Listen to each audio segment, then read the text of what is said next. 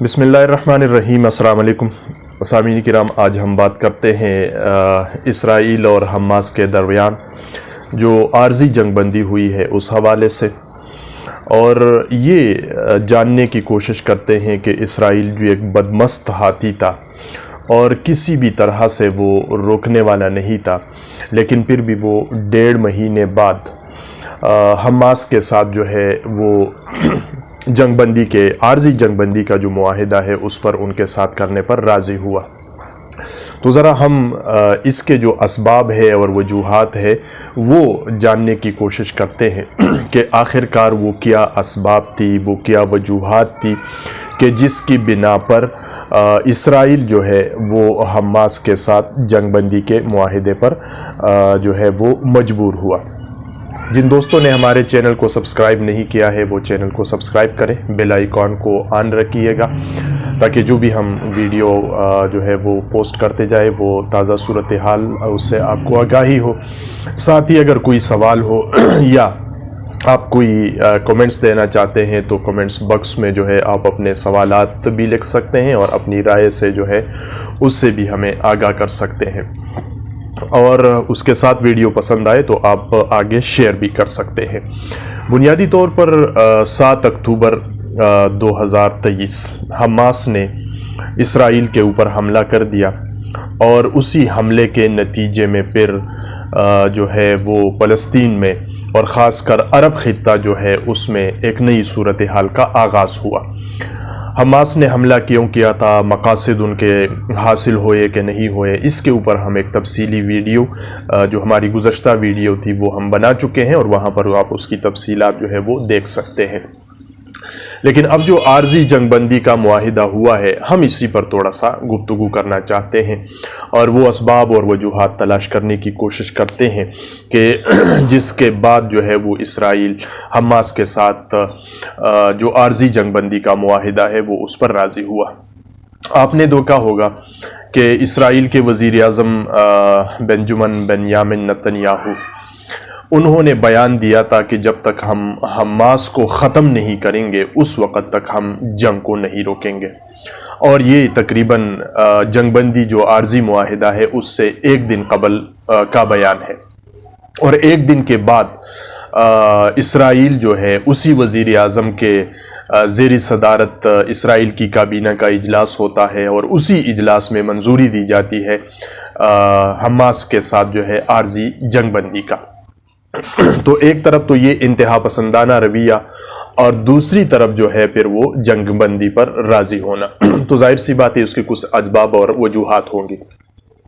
جب ہم اس 1.5 مہینے کے جو عرصہ ہے اس کو دیکھتے ہیں، اور اسرائیل میں جو ظلم، جبر اور بربریت غزہ میں کی ہے اسی صورتحال کا ہم تجزیہ اور جائزہ لیتے ہیں، تو سب سے پہلی بات یہ نظر آ جاتی ہے کہ جو بین الاقوامی ادارے ہیں جس میں خاص طور پر اقوام متحدہ، اور اقوام متحدہ کے جو سیکرٹری جنرل ہے اینٹونیو گوتریس، انہوں نے بہت زیادہ جو ہے اس کے اوپر دباؤ ڈالا کہ جنگ کو بند کر دیا جائے، کیونکہ وہاں بچوں کو مارا جا رہا ہے، خواتین کو مارا جا رہا ہے، بوڑھوں کو مارا جا رہا ہے، اور عام شہری جو ہے ان کے اوپر بمباری کی جا رہی ہے، ہسپتالوں کو جو ہے نشانہ بنایا گیا، ایمبولینسز کو نشانہ بنایا گیا، پناہ گزین کی کیمپس کو نشانہ بنایا گیا، اقوام متحدہ کے جو سکولز تھے ان کو نشانہ بنایا گیا۔ تو جو سب سے زیادہ دباؤ ڈالا گیا وہ بین الاقوامی اداروں میں اقوام متحدہ کی طرف سے تھا، یعنی یہ ایک پہلی وجہ ہے یا پہلی ریزن ہے کہ اقوام متحدہ کے سیکرٹری جنرل اینٹونیو گوتریس نے جو ہے انہوں نے اس جنگ کو بند کرانے کے لیے اسرائیل پر بھرپور دباؤ ڈالنے کی کوشش کی۔ دوسرا جب ہم دیکھتے ہیں تو وہ ہے مغربی اقوام، یعنی چاہے آپ امریکہ ہو، برطانیہ ہو، یورپ ہو، یعنی جتنا بھی عالم کفر جس کو ہم کہتے ہیں، نان مسلم جو کمیونٹی ہے، دوسرا جو بنیادی دباؤ تھا اسرائیل کے اوپر وہ ان کا تھا، اور خود اسرائیل کے اندر بھی بہت بڑی تعداد میں لوگوں نے مظاہرے کیے اور نتنیاہو سے مطالبہ کیا کہ غزہ میں جو ہے جنگ کو پوری طور پر بند کر دیا جائے، اس لیے کہ وہاں بے گناہ معصوم انسانوں کو مارا جا رہا ہے۔ تو یہ دوسرا بنیادی جو ہے فیکٹر تھا کہ جس کی وجہ سے اسرائیل جو ہے وہ حماس کے ساتھ عارضی جنگ بندی کے معاہدے پر مجبور ہوا، یعنی مغربی اقوام یا مغرب کے جو عوام ہے یا عالمی کفر جو ہے آپ کہہ سکتے ہیں کہ ان کا بیدار ہونا،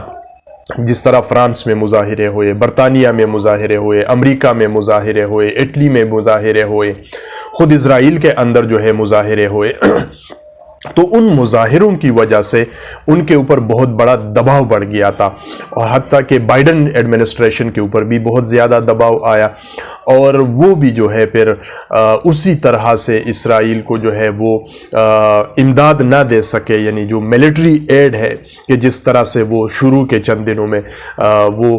کرنا چاہ رہے تھے۔ تو یہ سب وجہ کیا تھی کہ عالمی کفر بیدار ہوا، مغرب جو ہے وہ بیدار ہوا، امریکہ، برطانیہ، وہاں کے عوام سڑکوں پر نکلے، احتجاج کیا انہوں نے، اور خود اسرائیل کے اندر لوگ نکلے، انہوں نے احتجاج کیا۔ تو یہ دوسری بنیادی وجہ تھی کہ دباؤ جو ہے وہ عالمی بڑھتا گیا، اور وہ بھی عالمی کفر کا۔ تیسرا جو بنیادی وجہ ہے، اگرچہ یعنی میں ذرا ترتیب کے لحاظ سے اس لیے چل رہا ہوں کہ آپ دیکھیں کہ مذہبی رہنماؤں کا پریشر بھی آیا۔ مذہبی رہنماؤں میں آپ نے دیکھا کہ پوپ نے بھرپور اس کی مذمت کی، انہوں نے اسرائیل سے، امریکہ سے، سب لوگوں سے انہوں نے درخواست کی کہ یہ جو جنگ ہے اس کو روک دیا جائے۔ یعنی یہ دیکھ لیجئے گا کہ جو پوپ ہے، جو ان کے عیسائیوں کے مذہبی پیشوا ہے، انہوں نے بھی پریشر ڈالنے کی ان کے اوپر کوشش کی، اور پھر انہوں نے کچھ لوگوں کو ویٹیکن سٹی کے اندر جو غزہ کے متاثرین ہیں ان سے ملاقات کرنے کا، وہ ملاقات ہوئی ہے یا نہیں ہوئی، بہرحال کوئی شیڈول ہے کہ ان سے ساتھ ملاقات یہ اظہاری یکجہتی کے لیے۔ تو یہ تیسرے نمبر پہ یہ فیکٹر کہ پوپ جو ہے انہوں نے بھی، یعنی جو مذہبی لیڈرز ہیں، انہوں نے بھی آواز بلند کی۔ یہ میں عالمی کفر کی بات کر رہا ہوں، عالم اسلام کی بات نہیں ہو رہی ہے۔ تو پہلا جو تھا دباؤ، جو پریشر آیا، وہ بین الاقوامی اداروں کا آ گیا، پھر مغرب کے عوام کا آ گیا، یعنی عالم کفر کا آ گیا، اور اس کے بعد جو ہے مذہبی پیشوا۔ تو مذہبی پیشواؤں میں جو ہے وہ پوپ جو تھے وہ اس کے اندر پیش تھے۔ یہ تین بنیادی یعنی پریشرز تھے کہ جس کی وجہ سے اسرائیل موجود ہوا، اس عارضی جو جنگ بندی کا معاہدہ ہے وہ اس پر مجبور ہوا۔ چوتھا جو ہے وہ عالمی اسلام کی جو OIC ہے، آرگنائزیشن آف اسلامک کانفرنس، اگرچہ اس کا کردار انتہائی مایوس کن رہا، اور انہوں نے کچھ ایک بیٹھک بھی کی، بیٹھے، لیکن کسی بھی طرح سے عملی طور پر جو ہے یہ حماس کے ساتھ جنگ میں شریک نہ ہو سکے، ان کا جو ہے ساتھ دینے کا عہد نہیں کیا۔ لیکن آپ نے دیکھا کہ یہی لوگ جو ہے OIC جو ہے انہوں نے سیاسی طور پر تھوڑا بہت ہل جل کی، یہ چین بھی چلے گئے، رشیا میں بھی ان کی جو ہے ان کے ساتھ ہو گئے۔ تو اس طرح سے انہوں نے اس مسئلے کو بین الاقوامی مسئلہ بنانے کی جو ہے سیاسی طور پر وہ ان کی کوشش انہوں نے کی کسی حد تک، اور وہ چین کو انوالو کرنا، رشیا کو انوالو کرنا، پھر اگر اس طرف پہ صرف جو ہے اسرائیل اور ان کے ساتھ امریکہ، تو یوکرین کے اندر الگ سا ایک معاملہ چل رہا ہے، تو پھر وہاں امریکہ کے لیے جو ہے یوکرین میں اور مشکلات پیدا ہو جاتی۔ تو لہٰذا یہ جو مسئلہ تھا OIC کی جو وزرائے خارجہ ہے یا یہ جو پلیٹ فارم ہے، اس نے سیاسی طور پر کچھ نہ کچھ یہ پریشرائز کیا کہ ہم اس مسئلے کو اب بین الاقوامی مسئلہ بنانے کی پوزیشن میں ہیں یا بنا رہے ہیں، یا امریکہ نے ایسا سمجھا جب وہ یہ چین چلے گئے اور رشیا نے جو ہے وہ ان کا ساتھ دیا۔ تو یہ بنیادی وجوہات میں سے ایک وجہ جو ہے یہ بھی ہے۔ اسی طرح سے دو اور بھی بنیادی اسباب اور وجوہات ہے۔ وہ اسباب اور وجوہات اگر آپ دیکھیں تو یہ جو 1.5 مہینے کا عرصہ کہ جس میں اسرائیل نے سب کچھ تہس نہس کر دیا، 23 یا 24 لاکھ کی آبادی ہے، اس 23-24 لاکھ کی آبادی میں سے اندازتاً 17 لاکھ کے قریب لوگوں کو ڈسپلیس کر دیا، ان کے گھروں کو تباہ کر دیا، ہسپتالوں کو تباہ کر دیا، اسکولوں کو تباہ کر دیا، یعنی جتنا بھی انفراسٹرکچر تھا سب کو تباہ و برباد کر دیا۔ اور وہ ایک وہاں پر انہوں نے جو زمینی آپریشن ہے وہ شروع کر دیا، اور یوں سمجھ لیجئے گا وہ ڈور ٹو ڈور، گھر ٹو گھر جو ہے وہ سرچ آپریشن انہوں نے شروع کر دی۔ تو وہ سرچ آپریشن کا بنیادی مقصد جو ہے اسرائیل کا یہ تھا کہ ہم فلسطین غزہ کے اندر جو مجاہدین ہیں جنہوں نے 7 اکتوبر کا حملہ کیا یا 7 اکتوبر کے حملے کے منصوبہ بندی میں انوالو تھے، تو اسرائیل کی یہ کوشش تھی کہ جلد از جلد وہ غزہ کے اندر زمینی کارروائی جو ہے وہ شروع کر دے، تاکہ ان لوگوں کو، مجاہدین کو غزہ سے نکلنے کا راستہ جو ہے وہ نہ ملے، فرار کا راستہ ان کو نہ ملے، اور ان کو وہیں پر ہی کیپچر کر دیا جائے اور ان کو وہیں پر گرفتار کر دیا جائے یا مار دیا جائے، شہید کر دیا جائے۔ تو یہاں پر آپ دیکھ لیجئے گا کہ اس 1.5 مہینے کے عرصے میں اسرائیل نے الشفا ہسپتالز پر، یعنی جتنے ہسپتالوں پر ان کو شک تھا کہ یہاں پر مجاہدین کے ہیڈ کوارٹرز ہو سکتے ہیں اور یہاں پر یہ لوگ ہو سکتے ہیں، وہاں انہوں نے آپریشن کر دیے، وہاں انہوں نے سرچ آپریشن جو ہے وہ ڈال دیا، اور جہاں ان کی جو سرنگیں تھی وہاں تک بھی انہوں نے رسائی حاصل کر دی، اور تقریباً وہ جو کہتے ہیں نا کونا کونا اور چپا چپا چان مارا، لیکن اس کے باوجود وہ مجاہدین وہ ان کے ہاتھ نہیں لگے، وہ مجاہدین ان کو اریسٹ نہیں کر سکتے، وہ ان مجاہدین کو جو ہے مار نہ سکے، شہید نہ کر سکے۔ تو اس مایوسی اور ناکامی کے بعد کہ اسرائیل کو اب یہ یقین ہو گیا ہے کہ وہ لوگ کہ جنہوں نے 7 اکتوبر کے حملے کی منصوبہ بندی کی ہے وہ یا تو غزہ سے فرار ہو چکے ہیں یا کہیں ایسی جگہوں پر موجود ہے کہ جن تک پہنچنا ہمارے لیے ناممکن ہے۔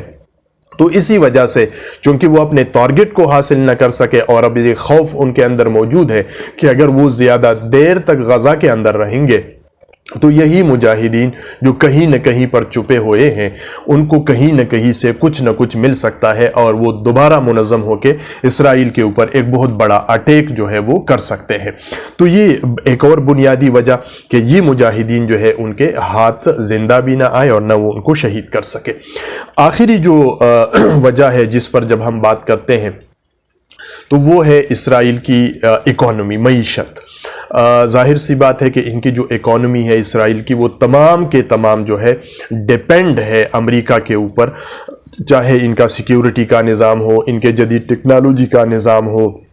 ان کے جتنے بھی چیزیں ہیں یہ تمام جو ہے وہ ڈیپینڈ کرتی ہے امریکہ کے اوپر۔ اب ظاہر سی بات ہے کہ امریکہ بھی تو ایک ساہوکار ہے، امریکہ بھی تو ایک دکاندار ہے، سیٹ جو ہے وہ بیٹھا ہوا ہے، اور سیٹ جو ہے وہ تو اس وقت پیسہ امداد دیتا ہے، اسلحہ دیتا ہے یا کوئی چیز دیتا ہے کہ جب سیٹ کو پیسے مل رہے ہوں۔ اب یہاں پر آپ نے اس 1.5 مہینے کے عرصے میں آپ دیکھ لیجئے گا کہ امریکہ نے خاص کر جب کیونکہ یہ ان کے ساتھ بالکل کھڑا ہو گیا تھا، تو جب امریکہ کی بات کرتے تو امریکہ نے اس دوران کوئی نقد امداد جو ہے وہ ان کو تقریباً نہیں دی، اور یعنی نہ ہونے کے برابر ہے۔ دوسرا یہ ہے کہ امریکہ نے جو ملٹری ایڈ دیے ہیں، اپنا بیڑا وہاں بیچ دیا، یا کوئی سامان جو ہے آلات حرب، ٹینک کہیں، توپ کہیں، میزائل کہیں، جو بھی ہے وہ چیزیں اگرچہ اسرائیل کے حوالے کر دی ہے،